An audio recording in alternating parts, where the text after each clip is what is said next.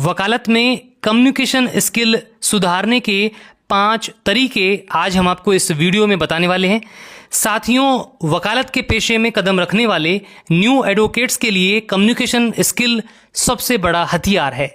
एक सफल वकील और एक औसत वकील के बीच का अंतर अक्सर कानून की जानकारी का नहीं बल्कि उस जानकारी को अदालत, मुवक्किल और विरोधी पक्ष के सामने पेश करने के तरीके का होता है। तो आइए जानते हैं वे 5 तरीके जिनसे आप वकालत में कम्युनिकेशन स्किल एकदम बेहतरीन कर सकते हैं। वीडियो को शुरू करें उससे पहले आप हमारे चैनल को सब्सक्राइब कर लीजिएगा ताकि आपको इसी प्रकार के वीडियो मिलते रहें। सबसे पहला तरीका इसमें है सक्रिय रूप से सुनना। अच्छे संचार की ये पहली सीढ़ी है। साथियों, वकालत में एक पुरानी कहावत है कि एक अच्छा वकील वह नहीं जो सिर्फ अच्छा बोलता है बल्कि वो है जो बहुत ध्यान से सुनता है। नए वकील अक्सर यह गलती करते हैं कि वे अपनी बात कहने या अपनी दलील पेश करने के लिए इतना उतावला हो जाते हैं कि सामने वाले की बात पूरी तरह से सुनते ही नहीं है। सक्रिय श्रवण का मतलब सामने वाले की बात को केवल जवाब देने के लिए नहीं बल्कि समझने के लिए सुनना है। यह क्यों ज़रूरी है? जब कोई वकील आपके पास आता है तो अक्सर तनाव में रहता है, टेंशन में रहता है। वह आपको अपनी पूरी कहानी बताएगा जिसमें बहुत सी बातें गैर ज़रूरी हो सकती हैं। यदि आप उसे ध्यान से सुनेंगे तो आप उन छोटी छोटी बातों को पकड़ पाएंगे जो आपके केस के मुख्य आधार बन सकती हैं। कई बार जज साहब बहस के दौरान कोई सवाल पूछते हैं या कोई टिप्पणी करते हैं। अगर आप ध्यान से नहीं सुनेंगे तो आप जज साहब की मंशा को नहीं समझ पाएंगे और गलत दिशा में बहस करते रहेंगे। विरोधी वकील की दलीलों को ध्यान से सुनकर ही आप उनकी कमजोरियों और कमियों को पकड़ सकते हैं ताकि आप अपनी जिरह यानी क्रॉस एग्जामिनेशन या जवाब में उसका इस्तेमाल कर सकते हैं। अब इसको सुधारने का तरीका क्या है? जब मुवक्किल या जज साहब बोल रहे हों तो बीच में उन्हें टोके नहीं, उनकी बात पूरी होने दें। बोलते समय उनके आई कांटेक्ट आप बनाए रखें उनसे। अपनी डायरी में महत्वपूर्ण बिंदु आप नोट करते रहें। उदाहरण से समझते हैं कि मान लीजिए आप एक संपत्ति विवाद का केस लड़ रहे हैं और जज साहब आपसे पूछते हैं कि वकील साहब, क्या आपने इस मामले में लिमिटेशन एक्ट के तहत समय सीमा देखी है? एक ऐसा वकील जो ध्यान से नहीं सुन रहा है वह संपत्ति के अधिकारों पर बहस करता रहेगा, लेकिन एक एक्टिव लिसनर तुरंत समझ जाएगा कि जज साहब केस के तथ्यों पर नहीं बल्कि इस बात पर संशय में है कि केस समय सीमा के भीतर दायर हुआ है या नहीं हुआ है। फिर उस समय आपका पूरा फोकस जज साहब को लिमिटेशन यानी समय सीमा के बारे में संतुष्ट करने पर आपका होना चाहिए। दूसरा इसमें आप कर सकते हैं मुवक्किलों के साथ संवाद। कानूनी भाषा का सरलीकरण आपको करना चाहिए। नए वकीलों में अक्सर यह देखा गया है कि वे अपनी काबिलियत साबित करने के लिए मुवक्किलों के सामने बहुत भारी कानूनी शब्दों, लैटिन कहावतों या कठिन धाराओं का प्रयोग करते हैं। आपको यह समझना होगा कि आपका मुवक्किल एक आम इंसान है। उसे IPC, CrPC, CPC, BNS, BNSS, BSA की जटिलताओं से कोई मतलब नहीं है। उसे सिर्फ अपनी समस्या का समाधान चाहिए। अपनी बात को आसान शब्दों में समझना एक बेहतरीन कम्युनिकेशन स्किल की निशानी है साथियों। और यह ज़रूरी क्यों है? अगर मुवक्किल आपकी बात नहीं समझेगा तो वह आप पर भरोसा नहीं कर पाएगा। उसे लगेगा कि उसे अंधेरे में रखा जा रहा है। एक स्पष्ट संचार मुवक्किल का आप पर विश्वास बढ़ाता है और भविष्य में होने वाली गलतफहमियों को रोकता है। इसके अलावा केस में कितना समय लगेगा और कितना खर्चा आएगा, इसे लेकर शुरुआत में ही आपको स्पष्ट कर देना चाहिए। सुधारने का तरीका क्या है? कानूनी प्रक्रियाओं को आम जिंदगी के उदाहरणों से जोड़कर समझाएं। मुवक्किल से बात करते समय अपनी भाषा को एकदम सरल रखें। यह सुनिश्चित करें कि मीटिंग खत्म होने से पहले आप मुवक्किल से पूछें कि क्या उसे सब कुछ समझ आ गया है और उसके मन में कोई सवाल तो नहीं है। उदाहरण से समझ लेते हैं। कई बार गलत तरीका करते हैं, इस प्रकार से गलत तरीका कई बार इस्तेमाल करते हैं एडवोकेट्स। बोलते हैं अपने मुवक्किल से कि हम आपके मामले में धारा 482 सीआरपीसी के तहत कोर्ट में क्वैश पिटीशन दायर करेंगे क्योंकि यह मैलिशियस प्रोसिक्यूशन का मामला है और इसमें कोई प्राइमा फेसी केस नहीं बनता। तो साथियों, एक आम आदमी से सुनकर घबरा जाएगा कि ये कैसे कानूनी शब्द हैं। आपका सही तरीका क्या होना चाहिए इस मामले में? हम इस झूठी एफआईआर को रद्द कराने के लिए सीधे हाईकोर्ट में अर्जी लगाएंगे। हम कोर्ट को बताएंगे कि यह शिकायत केवल आपको परेशान करने के लिए और दुश्मनी निकालने के लिए की गई है और पुलिस के पास आपके खिलाफ कोई ठोस सबूत नहीं है। साथियों, यह भाषा आम आदमी को स्पष्ट रूप से समझ आ जाएगी और आप पर उसका विश्वास बन जाएगा।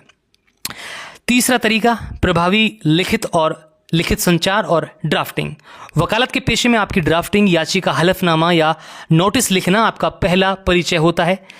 जज साहब आपको बाद में सुनते हैं, लेकिन वे आपकी फाइल पहले पढ़ लेते हैं। अगर आपकी ड्राफ्टिंग स्पष्ट नहीं है, उसमें कोई बहुत अधिक व्याकरण की गलतियां हैं या बहुत उलझी हुई बातें हैं, तो जज साहब के मन में आपके केस के प्रति पहले ही नकारात्मक धारणा बन सकती है। लिखित संचार भी कम्युनिकेशन स्किल का एक बहुत बड़ा हिस्सा है साथियों। यह ज़रूरी क्यों है? एक अच्छी ड्राफ्टिंग जज साहब का समय बचाती है और उन्हें तुरंत यह समझने में मदद करती है कि आप कोर्ट से क्या चाहते हैं। इसके अलावा आप अदालत में बोली गई बातें मतलब जो बातें हवा में उड़ सकती हैं, लेकिन लिखी गई बातें हमेशा रिकॉर्ड में रहती हैं। सुधारने का तरीका क्या है? वाक्यों को छोटा रखें। बहुत लंबे वाक्य पढ़ने वालों को कन्फ्यूज़ कर देते हैं। जैसे बहुत लंबे वाक्य होते हैं वो कन्फ्यूज़ कर देते हैं, इसलिए एक वाक्य में एक ही विचार आपको रखना चाहिए। अनुच्छेद और शीर्षक, अपनी ड्राफ्टिंग को छोटे अनुच्छेदों में बांटें और ज़रूरत पड़ने पर बुलेट पॉइंट्स, जैसे ये दे रखे हैं बुलेट पॉइंट्स, हेडिंग का आप इस्तेमाल कर सकते हैं। बुलेट पॉइंट्स या हेडिंग का इस्तेमाल कर सकते हैं। क्रोनोलॉजी, घटनाओं को हमेशा समय के क्रम में दिनांक के अनुसार लिखें ताकि जज साहब को कहानी समझने में आसानी रहे। IRAC फार्मूला अपनाएं। ड्राफ्टिंग करते समय मुद्दा क्या है, कानून क्या कहता है, यह कानून आपके केस पर कैसे लागू होगा और निष्कर्ष या आप क्या राहत चाहते हैं कि पैटर्न का पालन आपको करना चाहिए। उदाहरण से समझते हैं। अनावश्यक रूप से जटिल लिख देते हैं कई बार लोग। उसमें जटिल शब्द इस प्रकार से लिख देते हैं कि वादी अत्यधिक विनम्रतापूर्वक यह निवेदन करता है कि प्रतिवादी ने दुर्भावनापूर्ण इरादे से उक्त दिनांक को वादी के शांतिपूर्वक कब्जे वाली संपत्ति में अवैध रूप से अतिक्रमण करने का दुस्साहस किया। इसे सरल शब्दों में लिखा जा सकता है कि वादी का निवेदन है कि दिनांक 15 मार्च को प्रतिवादी ने वादी की संपत्ति में अवैध रूप से प्रवेश किया। तो साथियों, कानून में स्पष्टता हमेशा सजावटी शब्दों से अधिक महत्वपूर्ण होती है। चौथा, गैर मौखिक संचार और कोर्ट रूम शिष्टाचार का आपको ध्यान रखना चाहिए। कम्युनिकेशन सिर्फ मुंह से निकले शब्दों से नहीं, बल्कि आप कैसे खड़े होते हैं, आपके चेहरे के हाव भाव कैसे हैं, आप जज साहब के सामने किस लहजे में बात कर रहे हैं, यह सब आपका नॉन वर्बल कम्युनिकेशन, गैर मौखिक संचार है। अदालत कक्ष की एक विशेष गरिमा होती है साथियों, और जो नए वकील हैं उनको इस शिष्टाचार का कड़ाई से पालन करना चाहिए। यह ज़रूरी क्यों है? जज साहब न केवल आपके कानूनी ज्ञान का आकलन करते हैं, बल्कि आपके आत्मविश्वास और कोर्ट के प्रति आपके सम्मान को भी देखते हैं। यदि आपकी बॉडी लैंग्वेज कमज़ोर है तो आपके मजबूत तर्क भी अदालत में असरदार साबित नहीं होंगे। वहीं यदि आप बहुत आक्रामक हैं तो यह कोर्ट की अवमानना या बदतमीजी मानी जा सकती है। इसे सुधारने का तरीका क्या है? पोस्चर आप सुधारें। जब आप बहस कर रहे हो तो सीधे खड़े हों। पोडियम पर बहुत ज़्यादा झुकना या हाथ बांधकर खड़े होना असुरक्षित या अति आत्मविश्वास की निशानी माना जा सकता है। आई कांटेक्ट रहें। आप फाइल में सिर गड़ाकर न पड़ें। जज साहब की तरफ देखकर सम्मानपूर्वक बात करें। फाइल का इस्तेमाल केवल संदर्भ के लिए आपको करना चाहिए। आपकी आवाज़ इतनी तेज़ होनी चाहिए कि जज साहब और विरोधी वकील आपको साफ साफ सुन सकें, लेकिन इतनी तेज़ भी नहीं होनी चाहिए कि ऐसा ना लगे कि आप चिल्ला रहे हैं। चेहरे का हाव भाव, जब विरोधी वकील बहस कर रहा हो और वह कोई झूठ बोले या फिर आपके खिलाफ कोई झूठा पॉइंट रखे तो मुंह न बनाएं या घबराएं नहीं। अपने चेहरे के भावों को तटस्थ रखें। उदाहरण से मान लेते हैं, यदि मान लीजिए आप एक बहुत महत्वपूर्ण तर्क दे रहे हैं और अचानक जज साहब आपको बीच में रोककर कोई सवाल पूछ लेते हैं। एक अपरिपक्व वकील जज की बात काटकर अपनी बात पूरी करने की कोशिश करेगा और वह झल्ला जाएगा। एक पेशेवर और अच्छी कम्युनिकेशन स्किल वाला वकील तुरंत बोलना बंद कर देगा। जज साहब का सवाल ध्यान से सुनेगा, पहले उस सवाल का सीधा जवाब देगा और फिर सम्मानपूर्वक कहेगा कि माय लॉर्ड, क्या मैं अपनी पिछली बात को पूरा कर सकता हूँ। साथियों, यह दर्शाता है कि आप कोर्ट रूम का शिष्टाचार में आप पूर्ण निपुण हैं। पांचवा, सबसे लास्ट, तार्किक, संक्षिप्त और सटीक बहस। अदालतों में मुकदमों का भारी बोझ होता है और जज साहब के पास समय की बहुत कमी रहती है। वे लंबी गोलमोल और भावुक कहानियों में कोई दिलचस्पी नहीं रखते। उन्हें तथ्यों और कानून से मतलब होता है। एक नए वकील के रूप में आपकी कम्युनिकेशन स्किल का सबसे बड़ा टेस्ट यही है कि आप कम से कम शब्दों में अपनी बात कितनी मजबूती से रख सकते हैं। यह ज़रूरी क्यों है? संक्षिप्तता वकालत की आत्मा है साथियों। यदि आप अपनी दलीलों को बेवजह खींचेंगे तो जज साहब का ध्यान भटक जाएगा और हो सकता है कि वे आपकी मुख्य बात सुनने से पहले ही उकता जाएं। इसके अलावा घुमा फिरा कर बातें करने से ऐसा लगता है कि आपके अपने केस के बारे में आपको पूरी जानकारी नहीं है। सुधारने का तरीका क्या है? आपको तैयारी करनी चाहिए। कोर्ट जाने से पहले अपनी दलीलों के 3 या 4 बिंदु एक पर्ची पर आप लिख लें। शुरुआत हमेशा अपने सबसे मजबूत पॉइंट से करें। सीधा जवाब दें। जज साहब आपके सवाल पूछे आपसे तो उसका जवाब आपको सीधा देना है। अगर जवाब हाँ या ना है तो पहले हाँ या ना कहें, उसके बाद अपना स्पष्टीकरण आपको देना है। भावुकता से बचें। अदालतें भावनाओं पर नहीं चलती हैं साथियों, बल्कि सबूतों और कानून पर चलती हैं। मुवक्किल के रोने या उनकी गरीबी का बार बार जिक्र करने से केस नहीं जीता जा सकता है। तथ्यों पर आप टिके रहना चाहिए आपको। उदाहरण के लिए समझते हैं, मान लीजिए किसी रिकवरी के केस में पैसे की लेन देन के मामले में जैसा आप पूछते हैं कि वकील साहब क्या आपके मुवक्किल ने प्रतिवादी से 5 लाख रुपए का लोन लिया था? खराब कम्युनिकेशन किस प्रकार हो सकता है?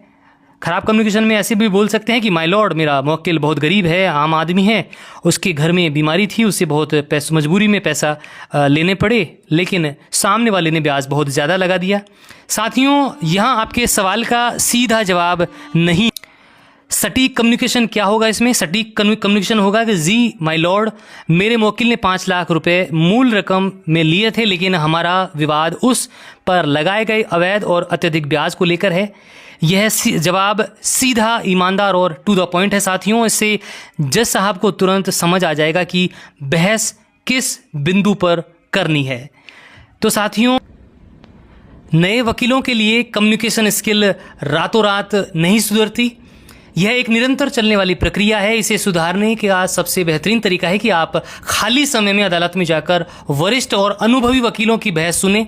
देखें कि वे जज साहब के सवालों का सामना कैसे करते हैं, वे अपनी बात कैसे शुरू करते हैं और कठिन परिस्थितियों में अपना आपा कैसे बनाए रखते हैं। इसके अलावा सुप्रीम कोर्ट और हाई कोर्ट के अच्छे जजमेंट्स को आप नियमित रूप से पढ़ें। इससे न केवल आपका कानूनी ज्ञान बढ़ेगा, बल्कि आपकी भाषा, ड्राफ्टिंग और तार्किक क्षमता में ज़बरदस्त निखार आएगा। याद रखें, वकालत के पेशे में आपकी ज़ुबान और आपकी कलम ही आपके सबसे बड़े औजार हैं। उन्हें धारदार और संयमित बनाए रखना आपकी जिम्मेदारी है। तो साथियों, आज का ये टॉपिक यहीं समाप्त होता है। आपका कोई सवाल हो तो आप हमें कमेंट करके बताइएगा। और आपको बता दें कि ये वीडियो हम केवल और केवल एजुकेशनल पर्पस से बनाते हैं, ताकि आप कानून के प्रति जागरूक हो सकें और आपका आत्मविश्वास बढ़ सके। मिलेंगे आपसे अगले वीडियो में इसी प्रकार की जानकारी के साथ। और चैनल को सब्सक्राइब कर लीजिएगा। तब तक के लिए मुझे इजाज़त दीजिए। नमस्कार, जय हिंद, जय भारत, वंदे मातरम, सत्यमेव जयते। धन्यवाद। हमेशा सत्य का साथ दें।